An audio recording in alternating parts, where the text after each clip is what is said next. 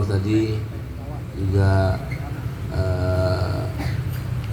pembacaan selawat Nabi, insya Allah akan menambah keberkahan buat saya khususnya, buat keluarga dan juga buat kita semua. Jamaah taklim Syababus Salam rahimakumullah. Malam ini memang tidak terlalu lama. Kali ini sudah jam 10 kurang 12. Nanti kemungkinan ada tausiah sedikit dari guru kita, dari abi kita, ini Kiai Haji Adnan Idris Kaisan. Tadi sudah bilang katanya nanti di akhir ingin ngasih sedikit tausiah. Nanti video call langsung kepada kita. Nanti di setelah ta'lim kita sebenarnya saya sendiri tidak panjang kalam, hanya menekankan beberapa hal yang terkait dengan perkembangan situasi saat ini. Jamaah rahimakumullah, silakan dimakan, nggak apa-apa. Yang merokok silakan. Jadi waktunya makan sekarang nih. Kue-kuenya dimakan, ya. Jamaah sekalian berbahagia, ada beberapa hal yang ingin saya tekankan, terutama terkait dengan perkembangan saat ini yang mungkin semua sudah tahu, perkembangan mengenai perang yang saat ini menjadi isu internasional, yakni perang antara Hamas dengan Israel.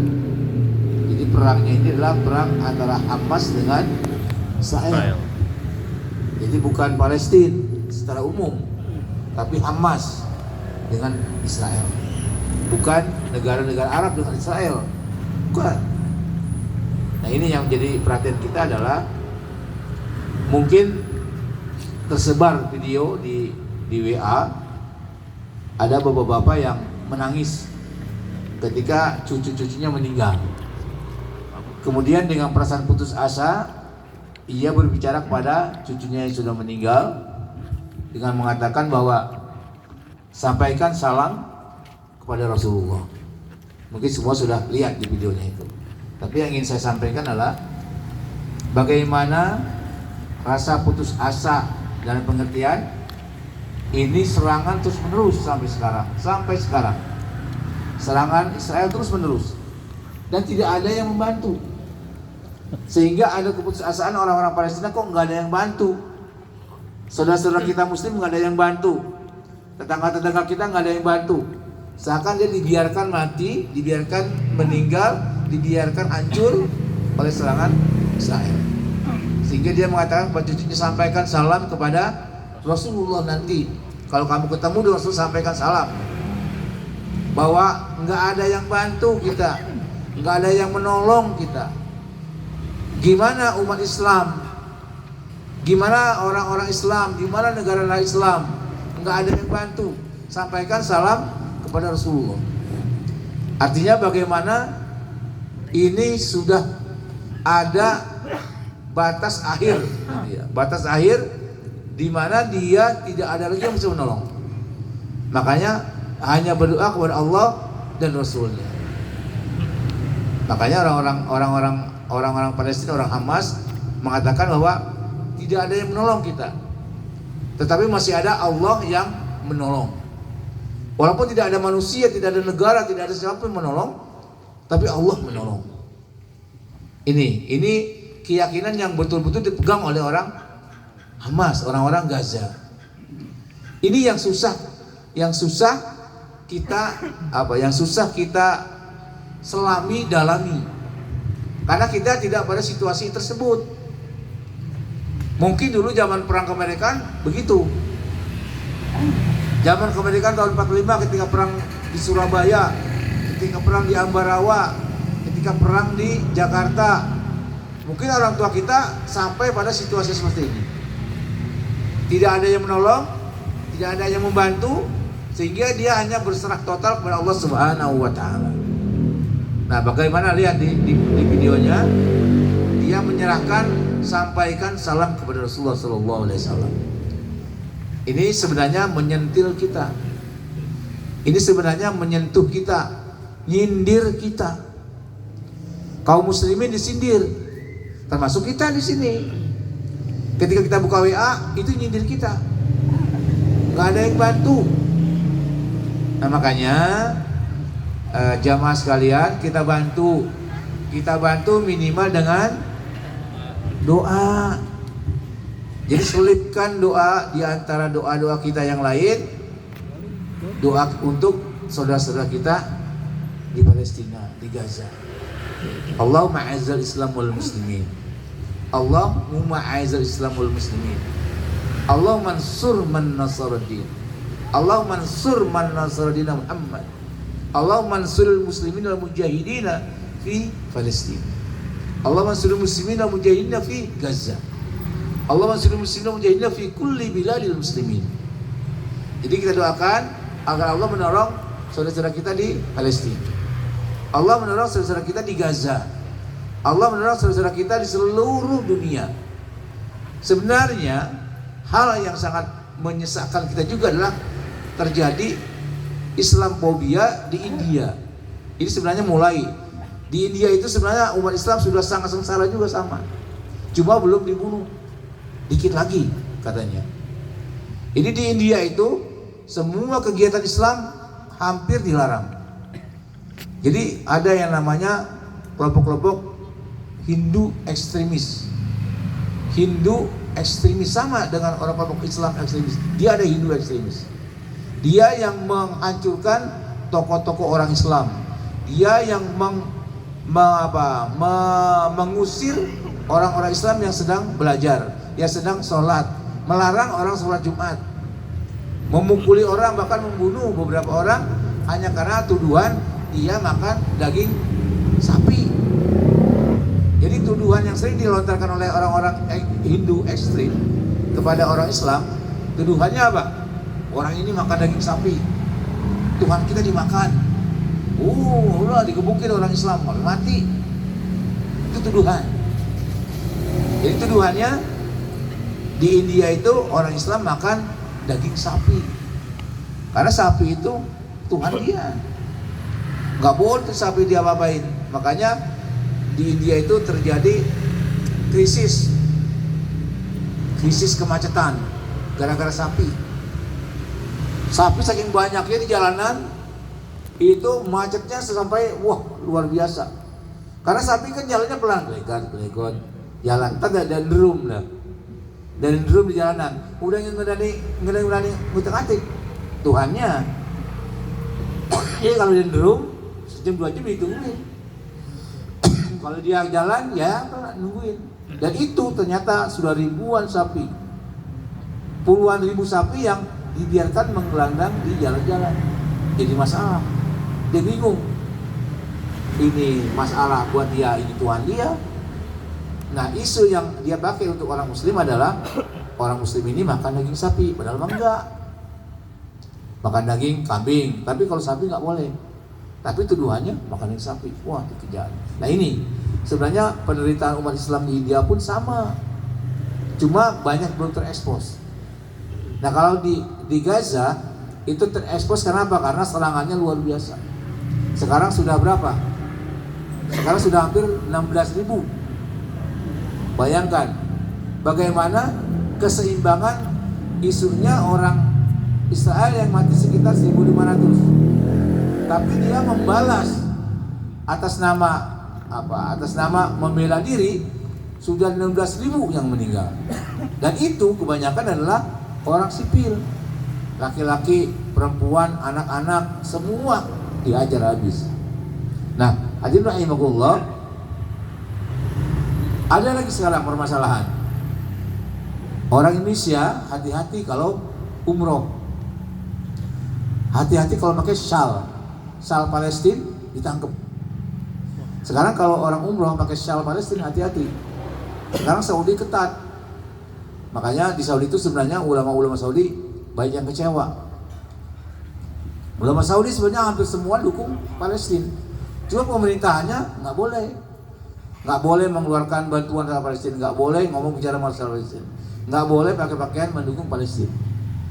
Nah, makanya ada beberapa yang lalu orang Indonesia ditangkap di Madinah. Gara-gara apa? Pakai syal Palestina. Nggak boleh. Saking hebat itu Saudi, nggak boleh. Nah, Saudi aja begitu. Orang Arab, panutan orang Islam, kemudian sebagai tempat yang disucikan umat Islam, semestinya membantu, dan ini tidak. Makanya sangat wajar kalau bapak-bapak yang di WA itu ngomong sama cucunya, sampaikan salam kepada Rasulullah. Ini orang nggak pada bantuin kita. Artinya gini, tuh lihat ya Rasulullah, umat kamu yang katanya beriman, yang katanya muslim, mana? Nggak ada yang bantuin saya. Itu, bayangkan coba. Itu Saudi yang menjadi rujukan. Udah luar biasa dia, nggak boleh ngomong masalah Palestina. Padahal Palestina kan semestinya dibantu, tapi malah dilarang. Nanti tanggal 14, 13, 14, 15 kalau mau nonton Metallica bareng-bareng kita ke Saudi. Itu nanti tanggal itu konser Metallica. Bayangin coba, orang lagi diserang, dia mau konser Metallica. Itu di Riyadh tanggal 14, 15, 16 Desember. Itu konser Metallica. Bayangin coba. Dan diperkirakan sekitar 250.000 penontonnya. Siapa yang nonton? Orang Saudi. Bayangin. Coba itu kan. Bagaimana sekarang Saudi sudah hancur dan pengertian moralnya sudah tergerus. Jadi gira Islamnya sudah luar biasa anjlok gitu kan. Jauh dengan kita, beda dengan kita. Ini kita aja semangat membela Islamnya kemarin, kan banyak yang datang ke Monas. Ada yang datang nggak ke Monas? Ada. Hah? Artinya kalau sampai datang ke Monas luar biasa, giroh. Kemudian ya sebenarnya sih hampir semua kita sama, girohnya luar biasa. Ya, sampai waroni pun semangat. Ya orang ya. Oh. Warni aja semangat kalau membela Palestina luar biasa dia.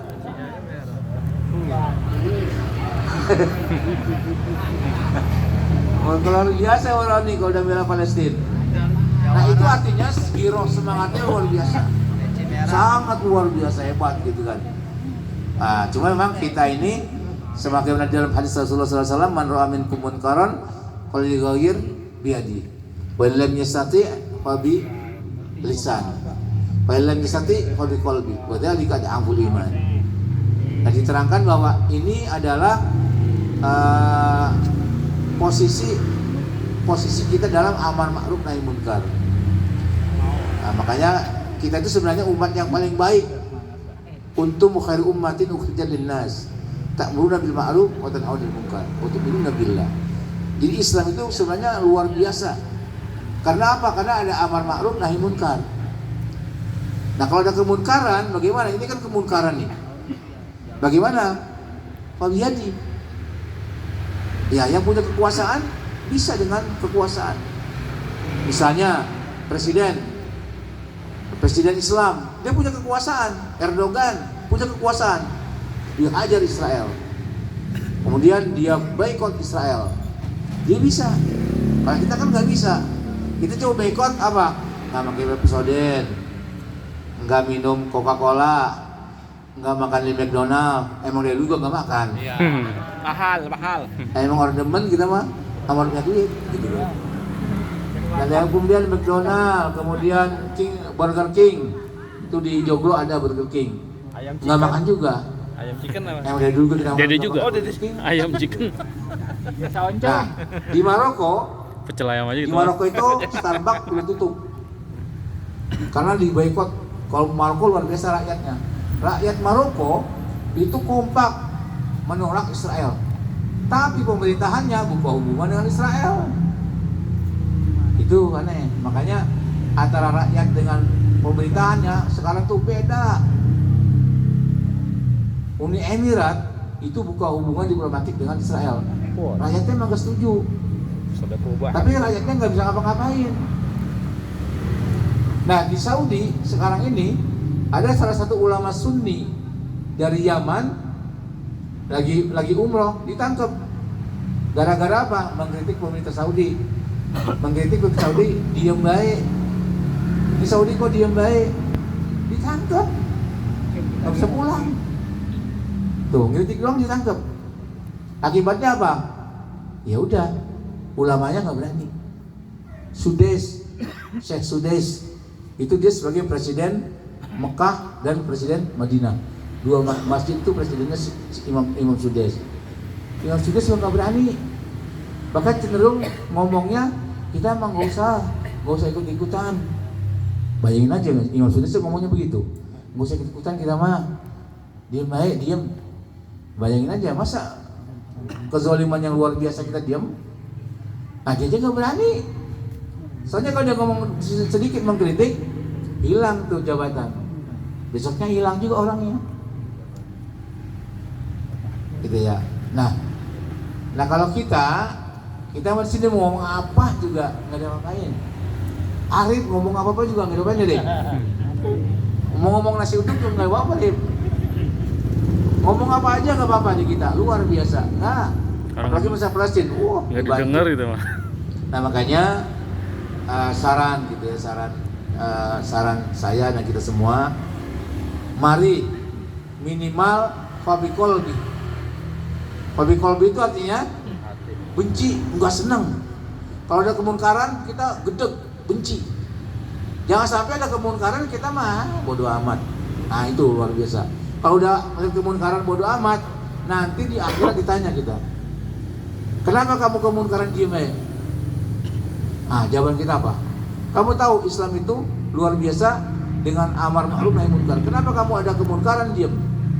Itu nanti dipertanggungjawabkan di akhirat. Makanya jangan sampai nanti kita diminta pertanggungjawaban. Kalau ada kemungkaran kita ngomong. Kalau nggak bisa ngomong takut ya Fabi Kolbi. Minimal hati kita menolak. Melihat Israel nyerang, waduh kita kesel. Kita nih merasa tuh kayaknya bagaimana hati kita berkecamuk, membenci, membela orang Islam, tapi kita nggak bisa ngapain. Duit ya mau ngasih duit orang dapat duitnya.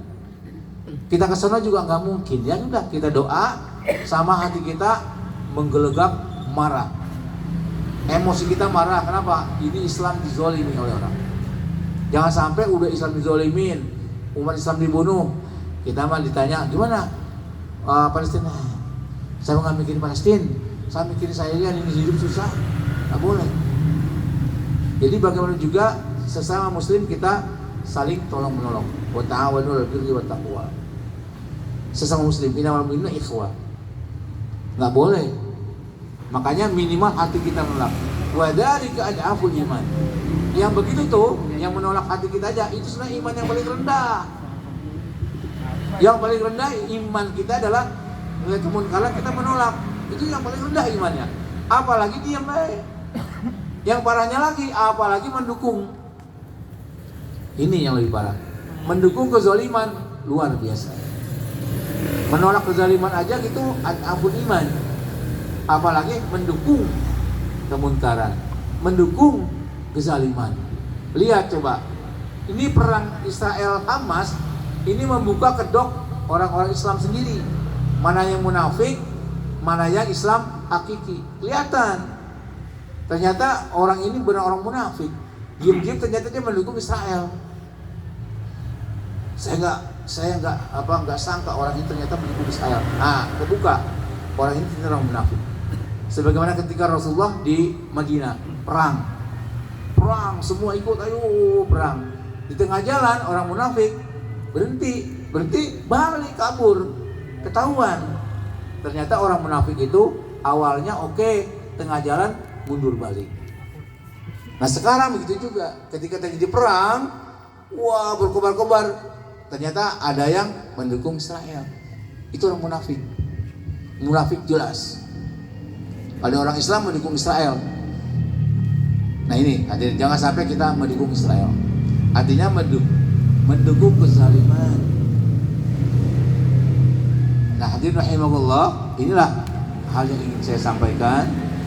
Jadi dalam rangka memahami perkembangan saat ini, bahwa ternyata umat Islam itu sudah sangat terpecah. Jadi masing-masing negara hanya mementingkan kepentingan negaranya. Masing-masing negara membela negaranya masing-masing. Nggak ada yang nanya persatuan umat Islam, nggak ada. Teorinya aja. Ketika OKI dan Liga Arab melakukan pertemuan tingkat tinggi, hasilnya ini. Kemudian Benyamin Netanyahu bilang, "Hei orang Arab, hei raja-raja Arab, hei presiden-presiden Arab, kalau masih mau jadi presiden, mau jadi raja, diem." Itu kata Netanyahu. Kalau masih pengen jadi raja, pengen masih jadi presiden, diem, jangan ngomong. Ternyata benar, diem semua. Kenapa? Kalau dia jadi ngomong membela Hamas, dia akan digoyang oleh Amerika, jatuh dia.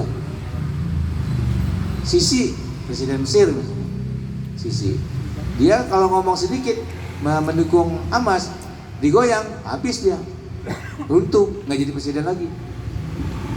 Siapa lagi? Nggak ada. Apalagi Saudi. Tadi saya udah bilang, udah parah. Begitu juga Uni Emirat, begitu juga Bahrain. Nah, coba yang kuat masih mendukung Hamas adalah Qatar. Karena apa? Karena di Qatar itu ada tokoh-tokoh Hamas, kayak Khalid Mis'al, kayak Ismail Haniyah. Itu ada di mana? Di Qatar. Makanya Israel ngomong, nanti setelah perang di Gaza selesai, ada 3 negara yang akan dilaksanakan operasi membunuh tokoh-tokoh Hamas. Di antaranya apa? Qatar, Turki. Nah, itu negara-negara yang nanti mau dijadikan operasi membunuh tokoh-tokoh Hamas. Karena tokoh-tokoh Hamas itu ada di Turki, ada di Qatar.